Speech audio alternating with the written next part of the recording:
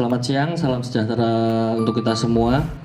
Yang saya hormati Ketua dan beserta anggota Badan Pengawas Pemilihan Bawaslu Kabupaten Jepara, serta koordinator sekretariat dan seluruh jajaran, serta rekan-rekan staf Bawaslu Jepara yang saya banggakan, dan tentu saja sobat-sobat Bawaslu dimanapun Anda berada. Baik, bagaimana kabarnya hari ini? Baik atau cukup baik? Yang sedang pusing semoga dipermudah, dan yang sedang lelah semoga diberi tenaga tambahan. Amin amin ya Allah. Sahabat Bawaslu dimanapun Anda berada, hari ini bersama saya Gani Rizky dalam program atensi analisis tentang regulasi. Tema pada hari ini yaitu cukup menarik dan cukup panas, yaitu tentang kajian yuridis penyelesaian sengketa proses pemilu. Sedikit saja, dalam Undang-Undang Nomor 7 Tahun 2017, Bawaslu diberi kewenangan kuasi peradilan, di mana Bawaslu memeriksa, memediasi, dan mengadjudikasi semua dalam tempo 12 hari saja. Jadi cukup menegangkan kalau dipikir-pikir. Adapun juga berbagai macam dinamika di dalamnya. Dan hari ini kita beruntung sudah ada ekspertis di bidangnya, Bapak Soebul Habib. Beliau koordinator divisi hukum dan penyelesaian sengketa Bawaslu Jepara. Monggo untuk Pak Habib pantikannya pada siang hari ini. Assalamualaikum warahmatullahi wabarakatuh. Salam sejahtera untuk kita semua. Gum Swastiastu, Namo Buddhaya, salam kebajikan, Rahayu, Rahayu, Rahayu. Terima kasih kami sampaikan pada teman-teman Sekretariat Bawaslu Kabupaten Jepara, terutama Mas Gani selaku PIC agenda atensi pada siang hari ini. Dan juga tak lupa sebelum kami mulai, yang kami hormati segenap pimpinan Bawaslu Kabupaten Jepara, Pak Ketua, Pak Kordif, dari mulai Kordif SDM, Kordif pencegahan, kemudian Kordif penanganan pelanggaran yang kami hormati, dan seluruh peserta diskusi yang akan menganalisa tentang sebuah regulasi atau atensi pada siang hari ini, di mana temanya berkaitan dengan sengketa proses pemilu. Baik, untuk mengawali agenda kita pada siang hari ini, langsung saja kita mulai dari sebuah regulasi di mana sengketa pemilu itu ada, atau mungkin sengketa pemilu itu bisa terjadi. Kalau untuk kita berdiskusi berkaitan dengan sengketa, sebenarnya ranahnya ke ranah praktik ya, praktik penanganan penyelesaian sengketanya. Itu kalau kita temanya diskusi tentang berkaitan sengketa. Namun kalau pada kesempatan kali ini kita berdiskusinya berkaitan dengan aspek yuridisnya, hukum-hukum yang mendasari untuk penyelesaian sengketa. Sebagaimana disampaikan oleh Mas Gani tadi, bahwasannya sengketa itu merupakan suatu kuasi peradilan tersendiri di Bawaslu yang diberikan oleh undang-undang atau diberikan oleh legitimasi hukum tersendiri, di mana ketika kita melihat dasarnya, yaitu ada di Undang-Undang Nomor 7 Tahun 2017 pasal 466 sampai dengan pasal 472. Di situ nanti yang membahas berkaitan dengan sengketa proses pemilu. Selanjutnya ada juga dasar hukum yang mendasari terkait sengketa ini, yaitu di Peraturan Bawaslu Nomor 9 Tahun 2022 tentang tata cara penyelesaian sengketa proses pemilu. Dan ini dijabarkan dalam keputusan Ketua Bawaslu Nomor 3 Tahun 2023 berkaitan tentang petunjuk teknis penyelesaian sengketa proses pemilihan umum. Jadi mulai dari undang-undangnya sampai peraturan perbawaslunya, kemudian turun ke petunjuk teknis atau mungkin surat keputusan ya yang menjabarkan tentang Perbawaslu tersebut sudah lengkap terkait dengan penyelesaian sengketa ini. Sedikit kami ulas karena memang saya yakin teman-teman juga sudah banyak yang mengetahui berkaitan sengketa ini. Sengketa proses itu ada dua, sengketa antar peserta pemilu dan sengketa antar peserta pemilu dengan penyelenggara pemilu atau dalam tanda kurung KPU. Kalau sengketa antar peserta itu terjadi karena adanya hak peserta pemilu yang dirugikan secara langsung oleh peserta pemilu lain pada tahapan proses pemilu. Contohnya paling mudah apa? Ya, paling umum yang terjadi itu berkaitan dengan alat peraga kampanye. Paling umum ya. Kalaupun nanti ya di belakang ada lagi mungkin kasus lain ya kita nanti tinggal melihat, mengkaji itu masuknya ke antar peserta atau masuk ke sengketa yang lain kan gitu. Kalau sengketa proses ya intinya hanya dua, antar peserta dan penyelenggara. APK maksudnya gimana? APK itu maksudnya ketika memasang gambar satu pihak pemohon atau salah satu pihak yang merasa dirugikan itu mengaku sudah memasang gambar APK-nya pada hari Senin misalnya. Kemudian ternyata hari Selasa gambarnya hilang, namun di lokasi atau di tempat yang sama telah terpasang gambar dari peserta pemilu yang lain. Nah, maka dari itu peserta yang pertama yang merasa haknya tadi dirugikan itu melapor ke Bawaslu. Dan nanti jadinya nanti sengketa antar peserta. Nah, untuk penyelesaiannya seperti apa? Sebagaimana dijelaskan dalam peraturan Perbawaslu, untuk sengketa antar peserta pemilu ini modelnya adalah penyelesaiannya dengan mekanisme penyelesaian acara cepat, karena artinya diselesaikan langsung di tempat terjadinya sengketa proses pemilu pada saat yang sama atau pada hari yang sama. Kemudian apabila Bapak pimpinan Bawaslu Kabupaten itu sedang bertugas di luar atau mungkin tidak bisa ke lokasi acara, bisa diwakilkan oleh teman-teman Panwaslu kecamatan, yaitu melalui surat mandat. Nah, surat mandat ini sebenarnya sudah dapat diberikan sejak ditetapkannya peserta pemilu oleh KPU dan bisa berlaku paling lama sampai dengan berakhirnya tahapan rekapitulasi hasil pemilu. Jadi teman-teman Panwaslu kecamatan itu bisa diberikan surat mandat oleh pimpinan Bawaslu kabupaten. Tentunya pemberian surat mandat ini harus berdasarkan dari pleno pimpinan Bawaslu kabupaten. Setelah pleno, oke, diberi mandat. Jadi kalau misalkan nanti ada sengketa yang sifatnya atau modelnya sengketa antar peserta seperti contoh tadi, teman-teman Panwaslu kecamatan bisa langsung menyelesaikan di hari itu juga. Di beberapa keterangan yang lain, sengketa itu sengketa antar peserta itu bisa tidak harus 1 hari itu selesai, bisa sampai maksimal 3 hari. Nah, kenapa kok gitu?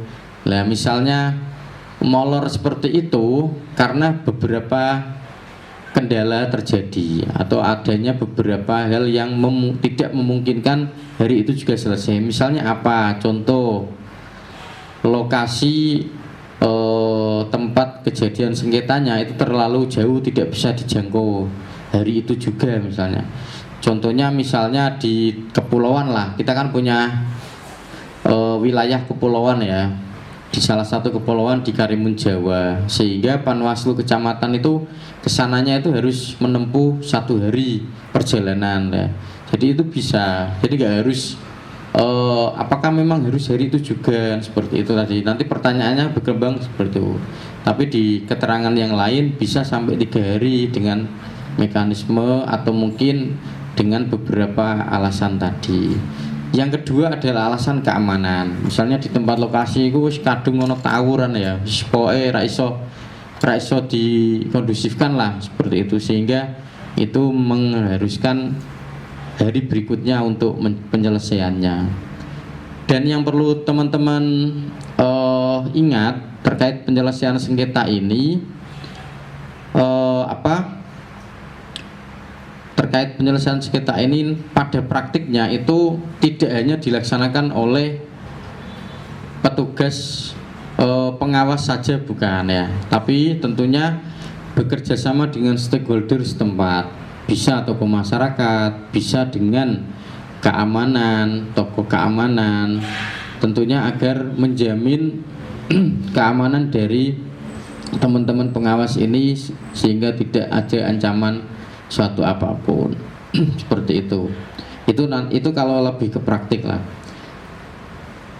Kemudian yang kedua adalah sengketa peserta dengan penyelenggara. Di pasal 14 Perbawaslu nomor 9 tahun 2022, sengketa peserta pemilu dengan penyelenggara pemilu terjadi karena adanya hak calon peserta pemilu dan atau peserta pemilu yang dirugikan secara langsung oleh tindakan KPU, KPU provinsi, KPU kabupaten atau kota sebagai akibat dikeluarkannya keputusan KPU, keputusan KPU provinsi, keputusan KPU kabupaten kota pada tahapan pemilu tertentu. Ya, ini di sini lebih jelasnya kenapa kok ada hak calon peserta, karena sengketa ini sering terjadi juga di saat penetapan daftar calon ya, daftar calon tetap. Kalau di pemilu kan nanti ada pencalonan DPRD, DPR RI, DPR kabupaten. Nah, seperti itu, sehingga calon itu juga besok yang misalnya ternyata dia sudah merasa melengkapi semua persyaratannya, tapi saat penetapan calon ternyata namanya hilang, tidak ditetapkan oleh KPU.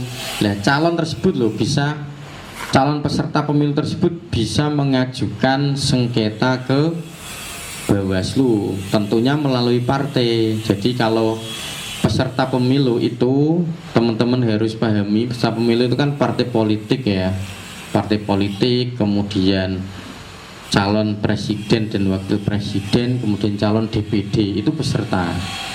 Kalau calon dewan calon dewan bukan peserta pemilu ya. Kok nek Kak Iwan kayak nek pas pramuka ya kan, karo adik-adik sakan Kak. Kalau calon peserta anggota DPRD, calon peserta yang pendaftar DPRD itu nanti melalui partai. Nanti gugatannya seperti itu. Ini saya jelaskan sejelas-jelasnya karena semoga nanti tidak perlu ada pertanyaan di belakangan, sudah selesai, sudah paham seperti itu. Kemudian berdasarkan dari pasal 14 Perbawaslu nomor 9 tadi, objek sengketa peserta pemilu itu, objek sengketanya antara peserta pemilu dengan penyelenggara pemilu yaitu berupa keputusan KPU ya tadi ya, SK terkait penetapan, misalnya penetapan daftar calon tetap, kemudian mungkin SK terkait penetapan daftar peserta pemilu, misalnya partai atau apa. Nanti kan juga partai juga bisa menggugat, misalnya kan dulu kan juga banyak partai yang menggugat di Bawaslu kan, seperti itu. Selanjutnya yaitu bisa berupa, selain SK juga bisa berupa berita acara. Nah, kalau di KPU banyak sekali itu nanti berita acara itu yang bisa digugat. Selanjutnya keputusan yang dikecualikan. Nah, ini perlu kami sampaikan di Perbawaslu pasal Perbawaslu 9 ya tahun 2022 pasal 15 itu ada beberapa keputusan yang dikecualikan sebagai objek sengketa. Apa saja? Yang pertama, keputusan yang ditetapkan sebagai tindak lanjut penyelesaian pelanggaran administratif pemilu dan penyelesaian penanganan administratif pemilu yang terjadi secara TSM, terstruktur, sistematis, dan masif. Jadi kalau sudah putusan terkait penyelesaian pelanggaran administratif ini tidak bisa digugat lagi atau disengketakan lagi. Kemudian yang kedua, keputusan yang ditetapkan sebagai tindak lanjut putusan penyelesaian sengketa proses pemilu. Jadi maksudnya keputusan yang sudah ditetapkan di sidang adjudikasi PSPP itu tidak bisa digugat lagi nanti. Itu maksudnya gitu, nggak bisa disengketakan lagi. Kemudian yang ketiga adalah keputusan yang ditetapkan sebagai tindak lanjut putusan pengadilan terkait mengenai tindak pidana pemilu yang telah memperoleh kekuatan hukum yang tetap. Ya, ini yang sudah diputuskan di pengadilan ya, yang sudah tidak bisa, intinya sudah tidak bisa digugat lagi di Bawaslu. Kemudian yang keempat adalah keputusan yang ditetapkan sebagai tindak lanjut putusan pengadilan terkait mengenai sengketa tata usaha negara pemilu. Kemudian putusan mengenai hasil penghitungan suara, rekapitulasi hasil penghitungan suara, dan penetapan hasil pemilu atau hasil penghitungan ini juga tidak bisa digugat di Bawaslu. Kalau sudah penetapan hasil, nanti gugatannya di MK. Kemudian yang ketujuh adalah keputusan sepanjang mengenai perihal yang disengketakan telah diperiksa dan diputus oleh Bawaslu, Bawaslu Provinsi, Bawaslu Kabupaten Kota. Jadi yang terakhir ini intinya yang sudah diputus ya tidak bisa disengketakan yang kedua kalinya. Maksudnya seperti itu. Kemudian pihak pemohon tidak perlu ya. Pihak pemohon tadi sudah saya jabarkan. Yang pertama, partai politik calon peserta pemilu yang mendaftar ke KPU, bakal calon anggota DPD, bakal pasangan calon yang mendaftar ke KPU. Ini maksudnya bakal pasangan calon presiden maksudnya. Itu tadi sudah kami jabarkan. Kemudian selanjutnya yaitu pihak pemohon sudah, pihak termohon dalam penyelesaian sengketa antar peserta dengan penyelenggara. Untuk pihak termohonnya adalah KPU provinsi atau KPU kabupaten sesuai dengan tingkatannya. Pihak terkait dalam penyelesaian sengketa ini ada partai politik peserta pemilu, calon anggota DPR-nya itu nanti jadi misalnya dia sebagai pemohonnya partainya, nanti pihak terkaitnya calonnya itu. Kemudian calon anggota DPD, kemudian pasangan calon presiden wakil presiden. Tahapannya tadi sudah disempil oleh Mas Yani ya, ada 12 hari sejak 12 hari sejak permohonan diregister. Nah, jadi nanti ada mulai penghitungannya sejak diregister itu. Kemudian untuk mekanismenya, tahapannya nanti ada sebelum menuju adjudikasi itu nanti ada mediasi terlebih dahulu.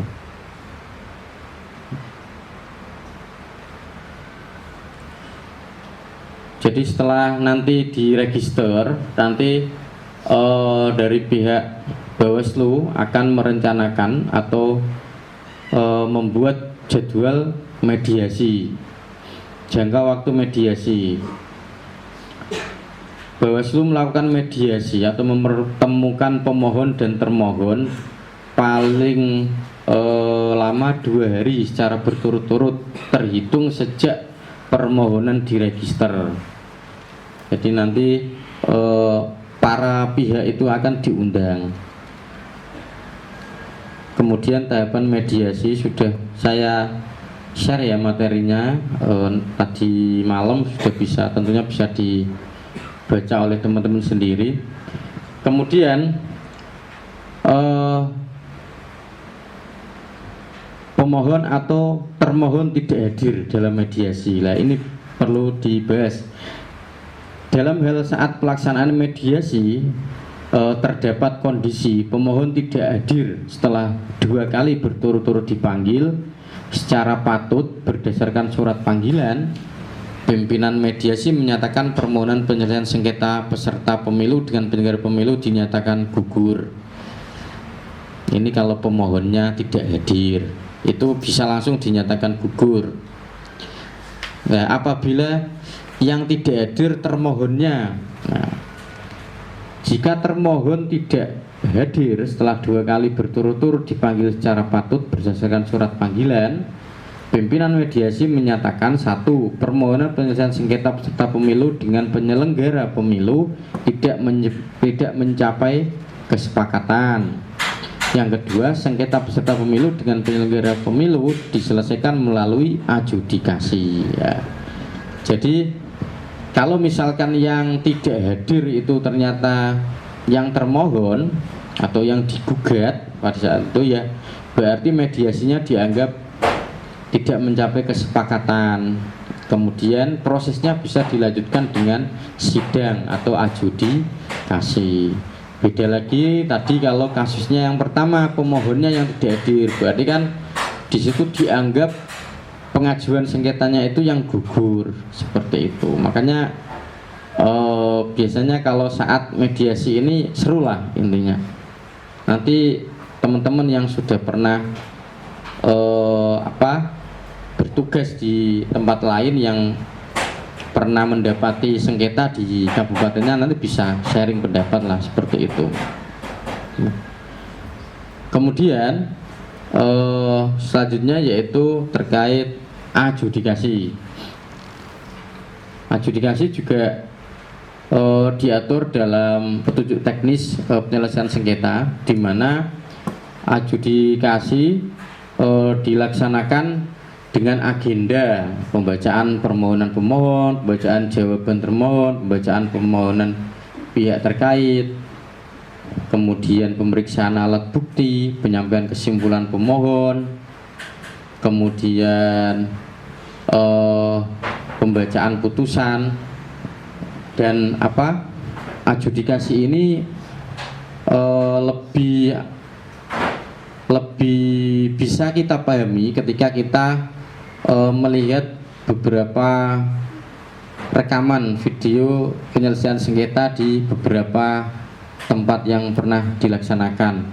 Jadi kita akan lebih memiliki pemahaman yang komprehensif terkait pelaksanaan adjudikasi ini dengan menyimak rekaman tersebut. Karena kalau kita hanya belajar melalui petunjuk teknis atau mungkin berdiskusi bersama, tentunya dalam ranah praktik nanti kita masih tetap ada kebingungan seperti itu. Selanjutnya putusan sengketa proses pemilu. Putusan Bawaslu Provinsi, Bawaslu Kabupaten mengenai penyelesaian sengketa proses pemilu bersifat final dan mengikat, kecuali putusan terhadap 1. Verifikasi partai politik peserta pemilu. 2. Penetapan daftar calon tetap anggota DPR, DPRD, DPRD Provinsi, DPRD Kabupaten, dan penetapan pasangan calon presiden wakil presiden. Di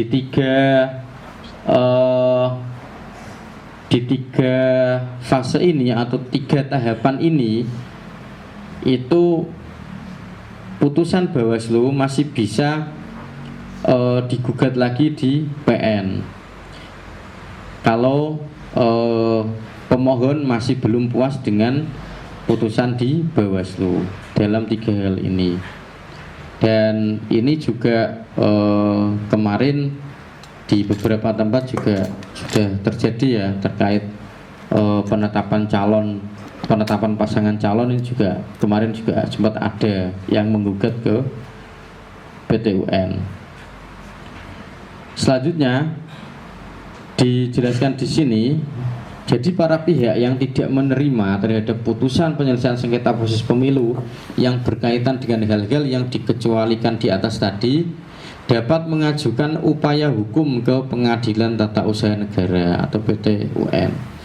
Ini sesuai dengan pasal 470 Undang-Undang 7 tahun 2017 yang mana pasal ini juga selalu dijadikan titik lemah bagi teman-teman Bawaslu saat memutus suatu perkara, karena sifatnya di sini tadi dijelaskan belum final dan mengikat, sehingga seringkali putusan Bawaslu dalam 3 hal ini digugat oleh pemohon ke PT UN dan bisa juga dimenangkan oleh PT UN, yang dimenangkan adalah penggugatnya.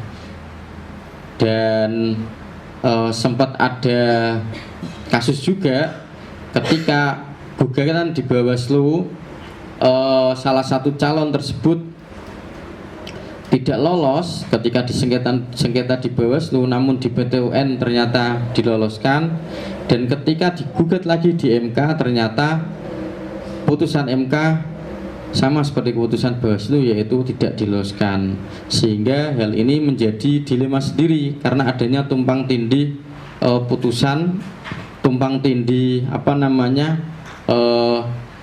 kewenangan di mana di situ, sehingga mengakibatkan proses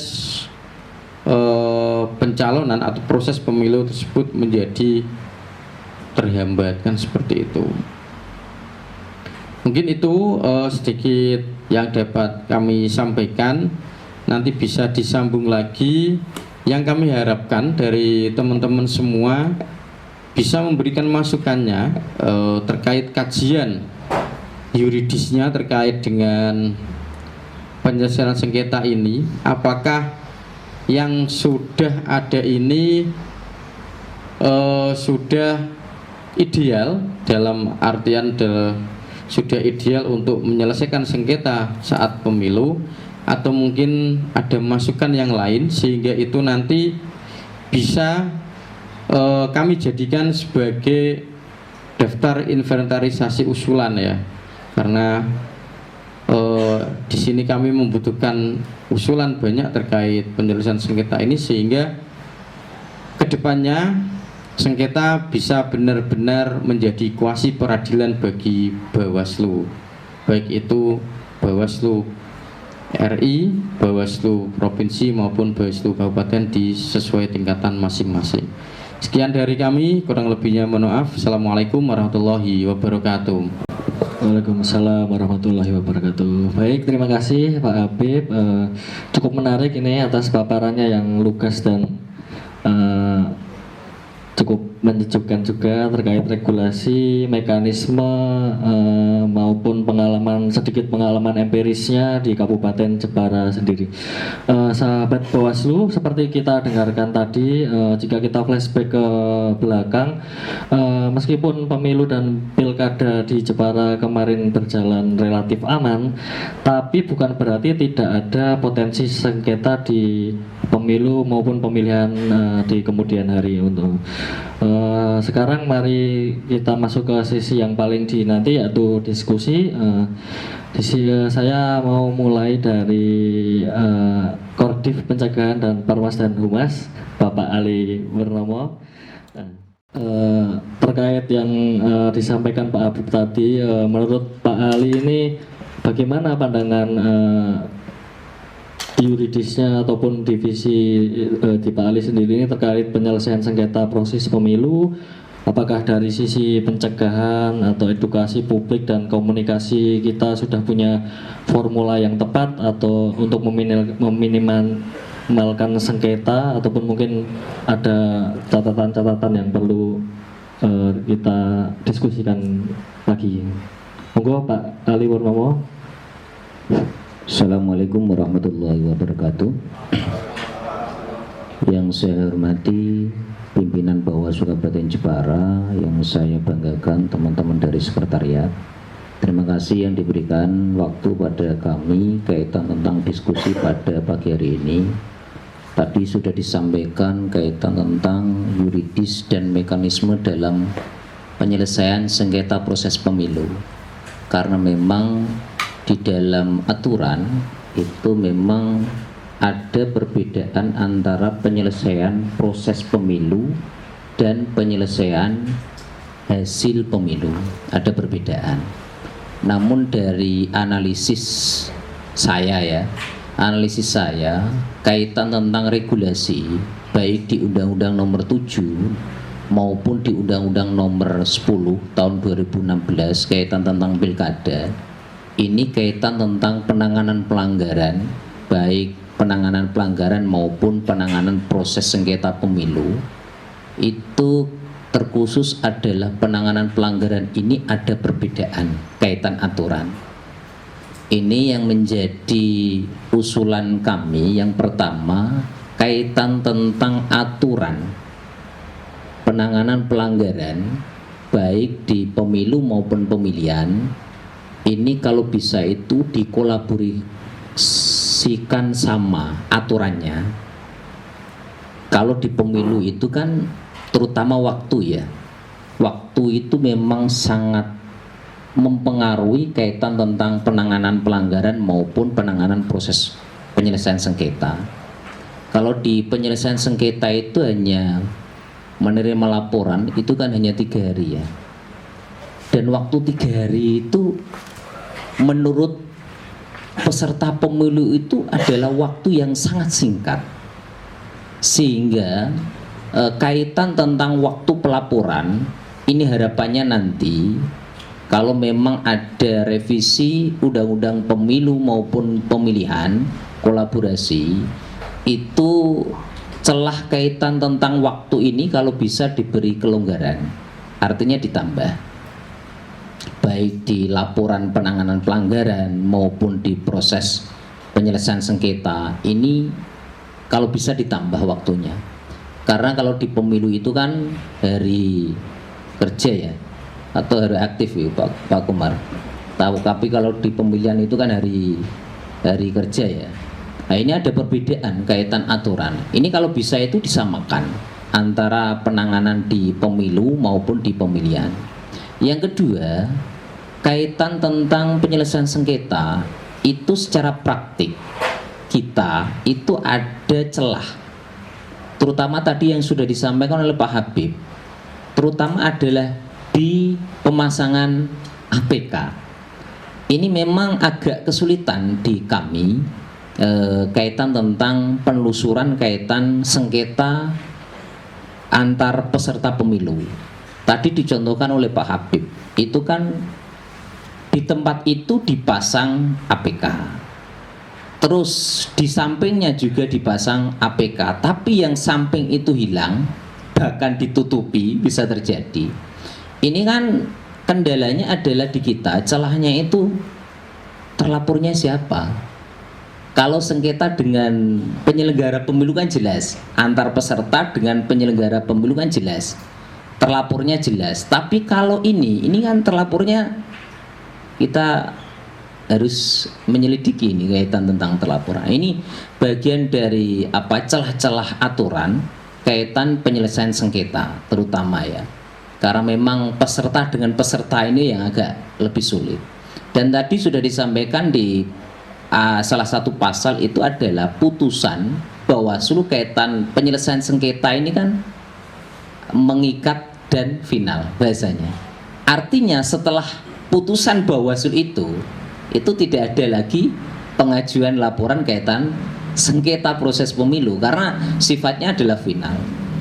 Ini jadi memang masih ada beberapa celah ya kaitan tentang aturan dalam hal penanganan pelanggaran maupun dalam penyelesaian sengketa proses pemilu.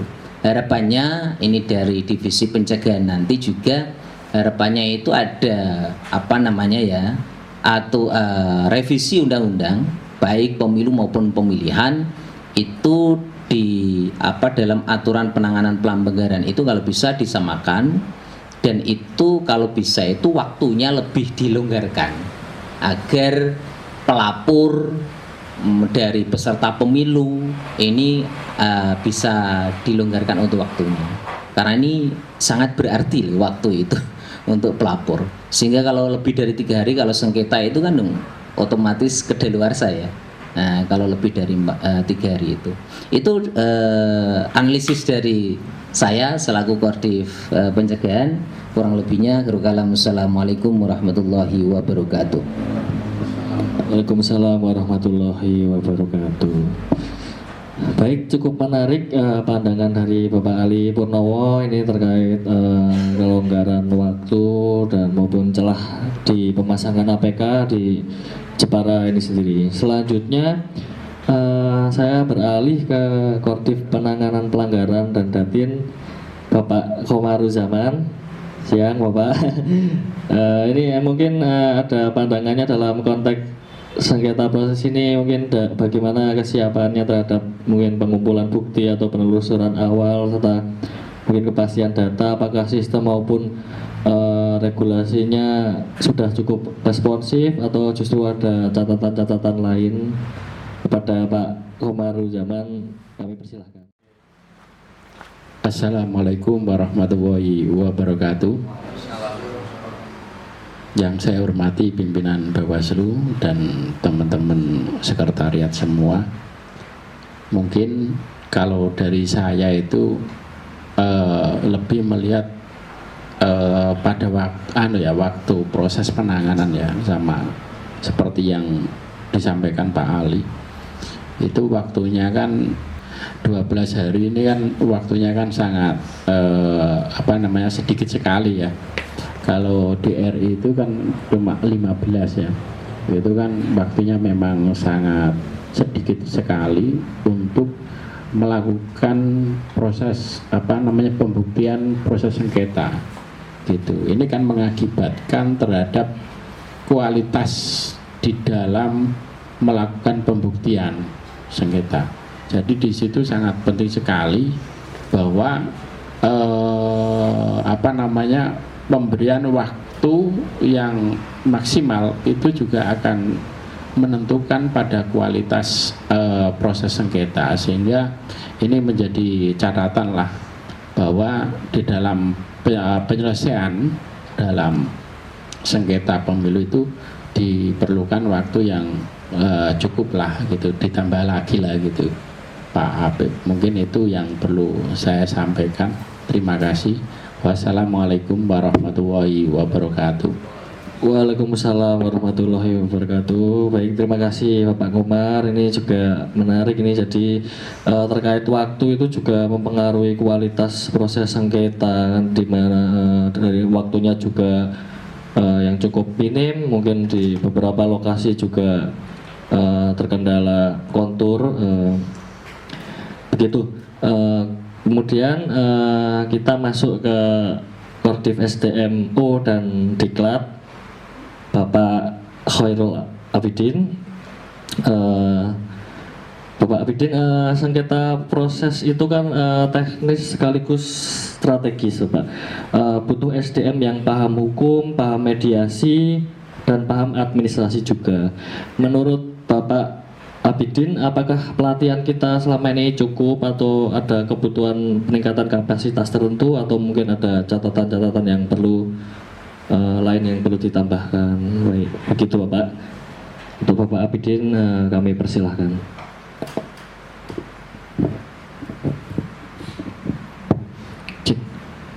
Assalamualaikum warahmatullahi wabarakatuh. Oke, terima kasih waktunya Mas Geni ya, Pak Habib yang telah memberikan materi yang luar biasa.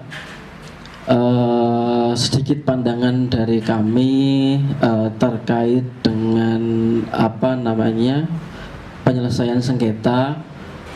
Penting untuk kita ingat bersama bahwa sengketa ini untuk menyelesaikan sengketa memang membutuhkan kualitas SDM yang mumpuni. Maka dari itu perlu adanya dilaksanakan pelatihan secara teknis tentang bagaimana menyelesaikan sengketa dengan waktu yang sesingkat itu. Nah, di kami saya pernah ingat ada beberapa video yang diminta oleh Pak Habib untuk Panwascam membuat video ya, PSAP atau PSPP itu yang kemudian setiap kecamatan membuat video tentang penyelesaian sengketa itu, sehingga dari video-video yang kita tonton banyak dari mereka yang memang sudah memahami betul bagaimana cara penyelesaian sengketa itu. Namun ada beberapa hal yang memang perlu ditambah oleh kita belum pernah merasakan secara langsung pelatihan untuk Panwascam dan teman-teman kita dengan PSPP itu atau PSAP. Dan kedepannya harapannya kita ya memang kita ada semacam pelatihan yang memang diperuntukkan untuk kawan-kawan kecamatan untuk bisa menyelesaikan sengketa itu. Itu yang pertama.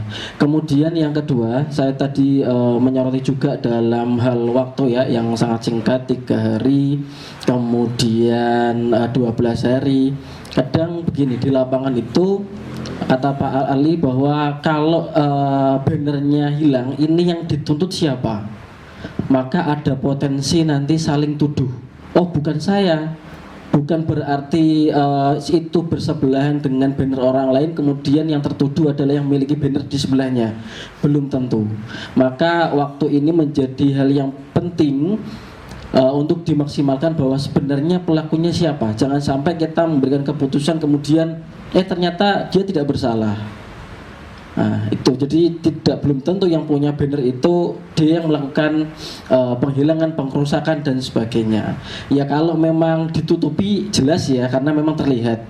Tapi kalau salah satu hilang, ini kan kita tidak tahu siapa pelakunya. Apalagi untuk menemukan saksi, ada saksinya atau tidak, begitu. Kemudian berlanjut kepada mediasi, kemudian adjudikasi. Saya tadi menyoroti bahwa dilakukan penyelesaiannya itu 12 hari ya diadjudikasi. Maka dengan rentang waktu yang sedikit itu kita harus bekerja keras untuk menghadirkan saksi, kemudian menganalisis bukti dan sebagainya, sehingga nanti kualitas dari keputusan kita bisa dipertanggungjawabkan. Nah, pertanyaan selanjutnya adalah bagaimana ketika 12 hari ini kita belum bisa menyelesaikan sengketa ini. Apakah sengketanya ini nasibnya bagaimana begitu kalau 12 hari ini tidak bisa diselesaikan? Apakah kemudian ya wes nggak bisa, atau kemudian bisa dinaikkan ke tingkat yang selanjutnya, atau kemudian ya wes pasrah-pasrahan, atau bagaimana begitu? Mohon untuk bisa diberi pencerahan ketika 12 hari ini tidak bisa diselesaikan, ini nasib dari sengketa ini bagaimana? Begitu dari kami, kurang lebihnya mohon maaf. Assalamualaikum warahmatullahi wabarakatuh. Waalaikumsalam warahmatullahi wabarakatuh. Terima kasih. Jadi masalah yang paling krusial terkait waktu di sini juga diperlukan pelatihan khusus untuk waktu yang sangat minimal tersebut. Baik, kemudian kali ini saya akan coba ke staf, mungkin pendapatnya yang di teman-teman yang di lapangan ini kan juga cukup penting. Ada Mas Haji pengalamannya, boleh sepatah dua patah.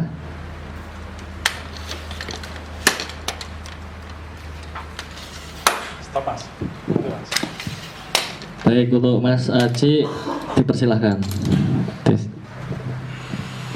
Baik, assalamualaikum warahmatullahi wabarakatuh. Izin Pak, izin Bapak Pimpinan, mungkin bukan berbagi pengalaman ya, karena kan mungkin cuma sekali ikut sengketa pun berakhir di mediasi, dan secara teknis itu pun sama kalau mediasi, nggak ada yang spesial antara sisi dan sana. Mungkin yang ingin saya tanyakan, bukan tanya, yang saya ingin sampaikan terkait dengan pendapat Pak Habib terkait dengan sengketa proses, karena ada banyak pendapat terkait dengan proses penyelesaian sengketa proses di Bawaslu.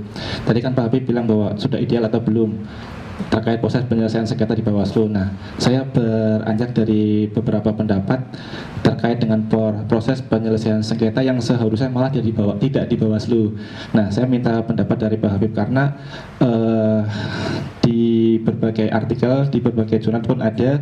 Saya sering baca bahwa seharusnya ini proses penyelesaian sengketa proses itu bukan di Bawaslu, karena di Bawaslu itu nanti ada benturan kewenangan antara kewenangan pengawasan sama pengawasan penyelesaian sengketa, atau di penanganan pelanggaran pun sama. Nah, dari prinsip hukum apa saya lupa, intinya gini, seharusnya seharusnya dalam proses sengketa yang berkepentingan itu penggugat.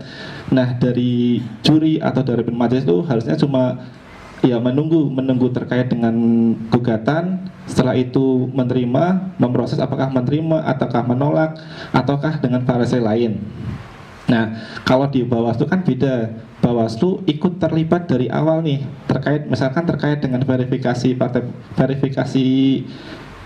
pencalonan.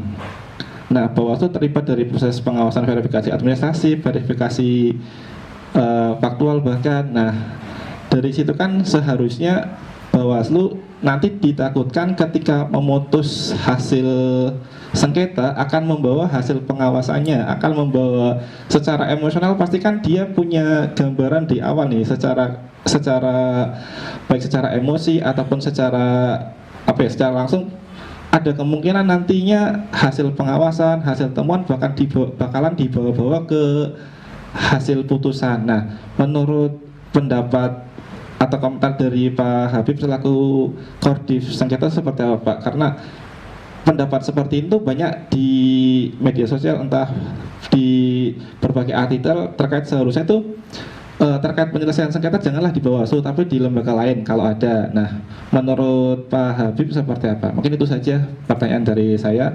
Kurang lebihnya mohon maaf. Wassalamualaikum warahmatullahi wabarakatuh. Waalaikumsalam warahmatullahi wabarakatuh. Wah, super sekali nih dari Mas Haji ini ya tentang pendapatnya. Mungkin untuk langsung saja dijawab sama Pak Habib. Waktu dan tempat kami persilahkan.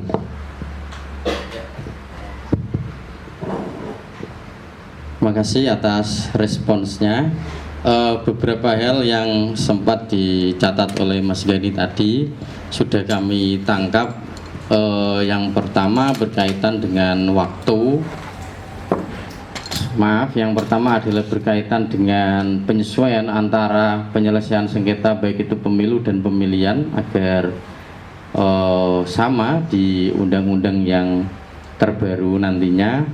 Kemudian yang kedua terkait waktu penyelesaian sengketa yang dimana ini terasa sangat minim, tapi toh endingnya di beberapa tempat bisa terlaksana, baik itu mekanisme mediasi maupun adjudikasinya.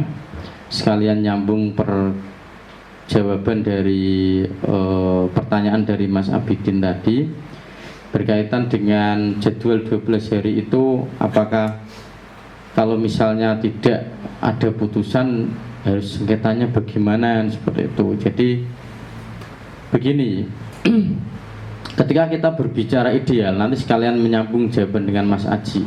Ketika kita berbicara terkait penyelesaian sengketa ini secara ideal, itu memang menurut saya harus ada satu lembaga khusus yang menyelesaikan terkait penyelesaian sengketa ini, karena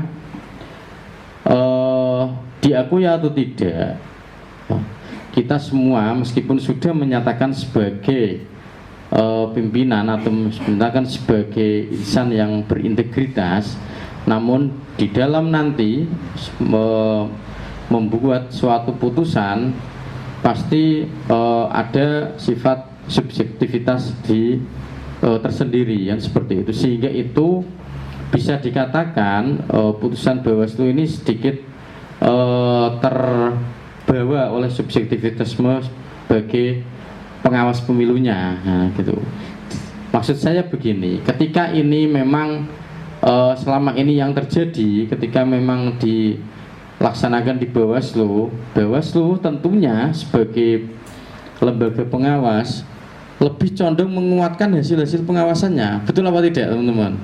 Tidak mungkin lah Bawaslu malah istilahnya dia mempertanyakan hasil pengawasannya. Misalnya hasil pengawasan terhadap calon peserta dari partai A ini, hasil pengawasannya itu memang calon peserta itu tidak sesuai atau mungkin tidak memenuhi syarat, kan seperti itu. Namun di KPU memenuhi syarat.